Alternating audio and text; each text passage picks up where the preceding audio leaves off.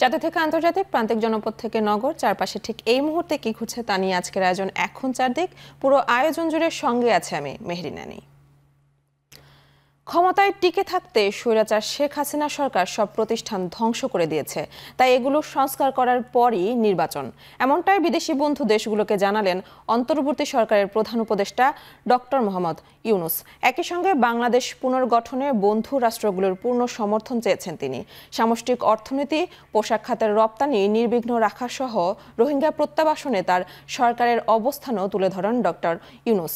দায়িত্ব নেওয়ার পর প্রথমবার ঢাকায় অবস্থিত বিদেশি কূটনীতিকদের সার্বিক অবস্থা জানালেন বাংলাদেশের অন্তর্বর্তী সরকার প্রধান। হোটেল ইন্টারকন্টিনেন্টালে বিদেশি বন্ধু রাষ্ট্রের প্রতিনিধিরা আসেন। 12:30টার দিকে ব্রিফিং রুমে আসেন ডক্টর ইউনুস। তার কিছুক্ষণ পরে শুরু হয় ব্রিফিং, যেখানে অংশ নেন বিভিন্ন দেশের অর্ধশত মিশন প্রতিনিধি। ব্রিফিংয়ের শুরুতে ডক্টর ইউনুস তুলে ধরেন গণ অভ্যুত্থানে ছাত্র জনতার ত্যাগের কথা, বলেন এটি বাংলাদেশের দ্বিতীয় স্বাধীনতা। প্রায় মিনিট 20-এর ব্রিফিংয়ে তিনি নতুন সরকারের নানা পরিকল্পনা তুলে ধরেন। পরে প্রেস সচিব ব্রিফিংয়ের বিস্তারিত তুলে ধরেন। কূটনীতিকদের তিনি জানান রাষ্ট্র সংস্কারের পরই নির্বাচনের লক্ষ্য তাদের। It's slightly over 1 week that Bangladesh witnessed a second revolution. Hundreds of thousands of our valiant students and people rose up against the brutal dictatorship of Sheikh Hasina. She fled the country, but only after the security forces and her party's student wing committed the country's worst civilian massacre since country's independence. দেশের বাজারে ডলারের দামের তারতম্য কেন তা খতিয়ে দেখতে সব পক্ষের সঙ্গে আলোচনা চলছে বলে জানিয়েছেন অর্থ ও বাণিজ্য মন্ত্রণালয়ের উপদেষ্টা ডক্টর সালেউদ্দিন আহমেদ। সকালে সচিবালয়ে তিনি একথা বলেন। এ সময় এডিবি ও বিশ্বব্যাংকের চলমান বিভিন্ন প্রকল্পে সহায়তা অব্যাহত রাখার কথাও বলেন তিনি। এক্সচেঞ্জ রেট এবং অনেকে শুধু এক্সচেঞ্জ রেট না, বাজারের ব্যাপারে বাজারের মনিটরের ব্যবস্থা, সেটা কমার্স মিনিস্টারকে আমি বলবো। এটা আমি জানি আমদানির প্রতি নির্ভরশীল। আপনারা অনেক সময় বলেন ইম্পোর্টেড ইনফ্লেশন, এইগুলো আমরা সজাগ আছি। যতটুকু সম্ভব আমদানিতে অত্যাবশ্যক আমদানি করতে হবে এবং বাজারের উপরে বা ভোক্তাদের উপরে, সাধারণ মানুষের উপরে বাড়তি চাপ না পড়ে। এখন যে চাপটা আছে সেটাও যাতে কমিয়ে আনা যায় আমরা চেষ্টা করি। এদিকে নিত্যপণ্যের বাজার নিয়ন্ত্রণে সব ধরনের সিন্ডিকেট ও আড়তদারি এবং চাঁদাবাজির বিরুদ্ধে অবস্থান নিতে কর্মকর্তাদের নির্দেশ দিয়েছেন অর্থ ও বাণিজ্য বিষয়ক উপদেষ্টা ডক্টর সালেউদ্দিন আহমেদ। বিকেলে সচিবালয়ের বাণিজ্য মন্ত্রণালয়ের কর্মকর্তাদের সঙ্গে বৈঠক শেষে সাংবাদিকদের একথা জানান তিনি। এছাড়াও বাজারগুলোতে ছাত্র ও ভোক্তা অধিকারের অভিযান চলবে বলেও জানান অর্থ ও বাণিজ্য উপদেষ্টা। ভোক্তা অধিকার সংরক্ষণ আইনে তোমরা তো চেনো ওনাকে, ওনার চেহারা তো কোয়াইট ফ্যামিলিয়ার। ওনাকে বলা হয়েছে যে উনি যতটুকু করবেন, আর বাকি যদি কনস্টিটিউশনের বাইরে যদি স্টেপ নিতে হয়, মজুত করা, তারপরে আটকে রাখা, এইগুলি কিন্তু আমি বলছি এটা আপনারা ইসে করেন, আমি যথাযথ যারা আছে তাদের সাথে কথা বলবো। ওটা যেন কোনো কারণে চাঁদাবাজি, একচেটে ব্যবসা বা সেগুলো এতে করে লোকের ভোগান্তি শিকার যেন না করে। প্রাইভেট হোক, সরকার হোক, ইন্টারনাল হোক, আভ্যন্তরীণ ব্যবসা, এক্সটার্নাল হোক, এক্সপোর্ট ইম্পোর্ট, এটা ছাড়া একটা ইকোনমি চলতে পারে না। প্লাস এটা ছাড়া মানুষের কর্মসংস্থান হবে না এবং এটা ছাড়া মানুষের আয়ের সংস্থান হবে। এইটা হলো প্রথম নির্দেশনা, যে আপনারা এটা দেখবেন। মাছ, মাংস, দুধ ও ডিমের দাম কমিয়ে আনার বিষয়টি অগ্রাধিকার পাবে। এজন্য উৎপাদন খরচ কমানোর দিকেও নজর দেওয়া হবে বলে জানিয়েছেন মৎস্য ও প্রাণী সম্পদ উপদেষ্টা ফরিদ আক্তার। দুপুরে সচিবালয়ে তিনি কথা বলেন। এ সময় তিনি আরও বলেন এসব পণ্যের দাম কিভাবে কমানো যায়, কি কি ব্যবস্থা নেওয়া যায় সে বিষয়ে বাণিজ্য সহ অন্যান্য সংশ্লিষ্ট মন্ত্রণালয়ের সঙ্গে কথা বলে ব্যবস্থা নেওয়া হবে। আমরা নিরাপদ মাছ দিতে পারি কিনা, নিরাপদ ডিম দিতে পারি কিনা, নিরাপদ মাংস দিতে পারি কিনা, এটা আমাদের দেখার একটা অন্যতম প্রধান বিষয়। কি করে দাম কমানো যায় এবং উৎপাদন বাড়ানো তো একটা দিক, কিন্তু দাম কমানো যায় কি করে এবং সেটার জন্য কি কি ব্যবস্থা নেওয়া যায়। এমনভাবে কমাতে চায় না যে উৎপাদক তার 150 টাকা খরচ হচ্ছে আর আমরা 125 টাকায় বিক্রির কথা বলে দিলাম। আসলে ওর উৎপাদন খরচটা কমাবার যে দিকগুলো আছে এগুলো কিন্তু খুব সরাসরি জড়িত এবং এইখানে কিন্তু কাজ করার আছে।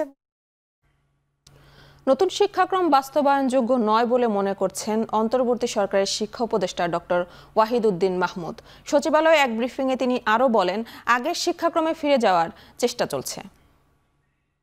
রাজনীতিকরণ সবসময় খারাপ না, কিন্তু যেই ধরনের রাজনীতিকরণ এবং যেই ধরনের যে প্রশাসনিক ব্যবস্থা তৈরি হয়েছে সেখানে ছাত্র শিক্ষকদের শুধু দলীয়করণ না, তাদের সম্পর্কের অবনতি হয়েছে। শিক্ষা কার্যক্রম পাঠ্যক্রম তো উন্নত করতেই হবে, সময় বদলাচ্ছে, কিন্তু যেটা তৈরি করা হয়েছে এটা বাস্তবায়ন করা খুবই কঠিন বর্তমান পর্যায়ে আমাদের যে শিক্ষক আছে তা দিয়ে। নতুন শিক্ষাক্রমকে আমরা কার্যকর করা সম্ভব বলে আমি দেখছি না। স্বরাষ্ট্র মন্ত্রণালয়ের নতুন দায়িত্বপ্রাপ্ত উপদেষ্টা অবসরপ্রাপ্ত লেফটেন্যান্ট জেনারেল জাহাঙ্গীর আলম চৌধুরীকে গার্ড অব অনার প্রদান করেছে পুলিশ। সকালে সচিবালয়ের স্বরাষ্ট্র মন্ত্রণালয়ের সামনে এ গার্ড অব অনার প্রদান করা হয়। পরে স্বরাষ্ট্র উপদেষ্টা তার নিজ কার্যালয়ে বসেন। পরে মন্ত্রণালয়ের কর্মকর্তাদের সাথে মতবিনিময় করেন তিনি স্বরাষ্ট্র মন্ত্রণালয়ের সাথে সাথে কৃষি মন্ত্রণালয়েরও দায়িত্ব পালন করবেন।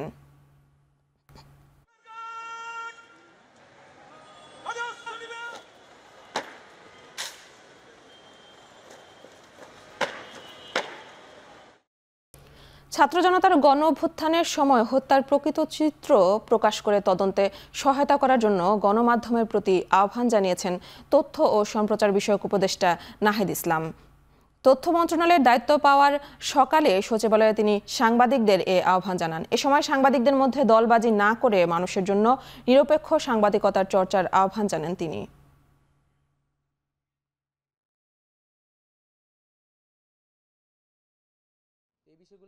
অনেক ফুটেজ, অনেক তথ্য কিন্তু আপনাদের কাছে আছে, হয়তো আপনারা সেই সময় প্রকাশ করতে পারেননি। এই সময় কিন্তু এটা খুবই গুরুত্বপূর্ণ, কারণ তদন্ত চলবে, শুরু হয়ে গেছে বিভিন্ন ধরনের আন্তর্জাতিকভাবেও এবং দেশীয়ভাবেও বিচার প্রক্রিয়া শুরু হয়ে গেছে। দলীয়করণ যাতে সাংবাদিকদের ভিতরে না দেখি, আমরা যাতে একটা নিরপেক্ষ জায়গায় জনগণের পক্ষে কথা বলতে পারি। সাগররণী হত্যাকাণ্ড সহ এই ধরনের যে হত্যাকাণ্ডগুলো হয়েছে, সাংবাদিকদের উপর নিপীড়ন হয়েছে, এই বিষয়গুলোর তদন্ত করতে হবে এবং সরকারের জায়গা থেকে যা ভূমিকা বা মন্ত্রণালয়ের জায়গা থেকে সেই ভূমিকাগুলো আমরা অবশ্যই পালন করব। নারী বিশ্বকাপ আয়োজনের চ্যালেঞ্জ নেবে বাংলাদেশ এবং ক্রীড়া ক্ষেত্রে বাংলাদেশকে এগিয়ে নিতে প্রয়োজনীয় পদক্ষেপ গ্রহণ করা হবে বলে জানিয়েছেন যুব ও ক্রীড়া মন্ত্রণালয়ের উপদেষ্টা আসিফ মাহমুদ। ক্রীড়াক্ষেত্রে বাংলাদেশকে এগিয়ে নিতে যুব ও ক্রীড়া মন্ত্রণালয়ে ডাকা প্রেস কনফারেন্সে উপদেষ্টা আসিফ মাহমুদ বলেছেন, খেলাধুলার মান উন্নয়নে বাংলাদেশ স্পোর্টস ইনস্টিটিউট গড়া হবে। পাশাপাশি ক্রিকেট বোর্ডকে সঠিক প্রক্রিয়া অনুযায়ী ঢেলে সাজানো হবে। সেখানে পর্যায়ক্রমে অন্যান্য স্পোর্টস ফেডারেশনও লোক রাজনীতি মুক্ত করার প্রত্যয় ব্যক্ত করেন ক্রীড়া উপদেষ্টা। এছাড়াও নারী বিশ্বকাপ আয়োজনের চ্যালেঞ্জ নেওয়ার কথাও জানিয়ে তিনি বলেন, আইসিসির সাথে বিশ্বকাপ নিয়ে আলোচনা চলমান রয়েছে।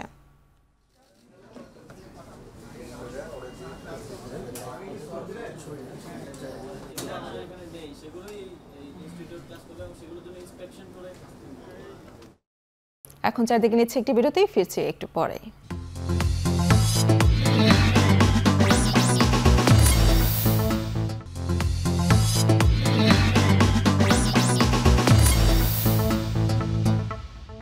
বিরতির পর ফিরে এলাম, আপনারা দেখছেন এখন চারদিক। কেন্দ্র শহীদ মিনারে বৈষম্য বিরোধী ছাত্র আন্দোলনে নিহত শিক্ষার্থী রিয়াজ ও ইমনের জানাজা সম্পন্ন হয়েছে। এতে অংশ নেন অন্তর্বর্তী সরকারের উপদেষ্টা আসিফ মাহমুদ সহ অন্য সমন্বয়করা। বৈষম্য বিরোধী আন্দোলনে 4 আগস্ট ঢাকার জিগাতলায় গুলিবিদ্ধ হন রিয়াজ হোসেন। একই দিনে টাঙ্গাইলে আন্দোলনকারী পুলিশের সঙ্গে সংঘর্ষে গুলিবিদ্ধ হন কলেজ ছাত্র ইমন। 2 সপ্তাহ ঢাকা মেডিকেল কলেজ হাসপাতালে চিকিৎসাধীন থাকার পর মৃত্যুবরণ করেন 2 কলেজ শিক্ষার্থী। দুপুরে শহীদ মিনারে তাদের জানাজা পড়ান ডাকসুর সাবেক সমাজসেবক সম্পাদক। এ সময় সমন্বয়করা বলেন, আহত এবং নিহতদের পাশে থাকবে বৈষম্য বিরোধী ছাত্র আন্দোলন।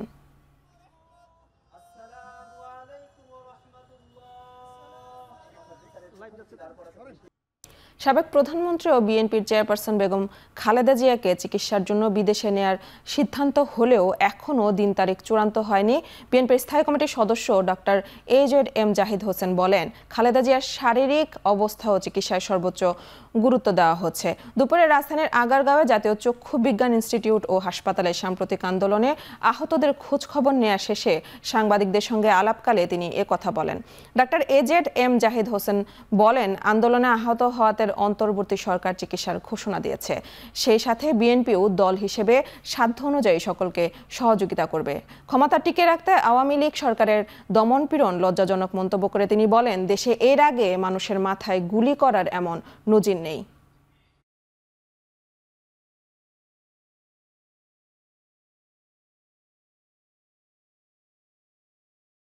বেগম খালেদা জিয়া উনি অসুস্থ, তারপরে আমি আজকে আসার সময় ওনাকে বললাম, যখন উনি বললো যে যাও এবং চিকিৎসার ব্যাপারে আমাদের যা যা করণীয় আমাদের সামর্থ্য অনুযায়ী আমাদের দল সে অনুযায়ী তাদেরকে সহযোগিতা করবে।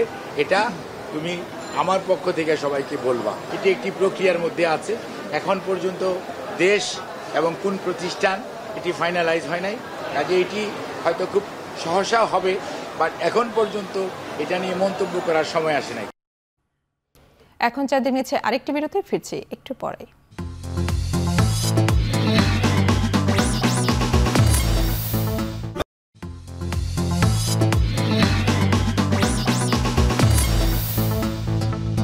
বিরতির পর ফিরে এলাম, আপনারা দেখছেন এখন 4 দিক। নরসিংদীতে আলাদা স্থানে অভিযান চালিয়ে জেলা কারাগার থেকে লুট হওয়া একটি শটগান ও একটি রাইফেল সহ মোট 5টি অস্ত্র ও 26 রাউন্ড গুলি উদ্ধার করেছে সেনাবাহিনী। এ নিয়ে জেলা কারাগার থেকে লুট হওয়া 85টি অস্ত্রের মধ্যে 52টি অস্ত্র উদ্ধার হলো। দুপুরে নরসিংদী ক্যাম্পে 28 ইস্ট বেঙ্গল সেনাবাহিনীর লেফটেন্যান্ট কর্নেল মোহাম্মদ ফাহিম মাহবুব এসব উদ্ধার করা অস্ত্র ও গুলি জেলা পুলিশের কাছে হস্তান্তর করেন। সেনাবাহিনী জানান, গতকাল জেলার চিনিশপুর গ্রামে অভিযান চালিয়ে জেলা কারাগার থেকে লুট হওয়া একটি শটগান ও একটি রাইফেল উদ্ধার করা হয়। অন্যদিকে গত 11 আগস্ট রায়পুরা উপজেলার মেথিকান্দা গ্রামে একদল ডাকাতের কাছ থেকে 3টি একনলা বন্দুক উদ্ধার করা হয়।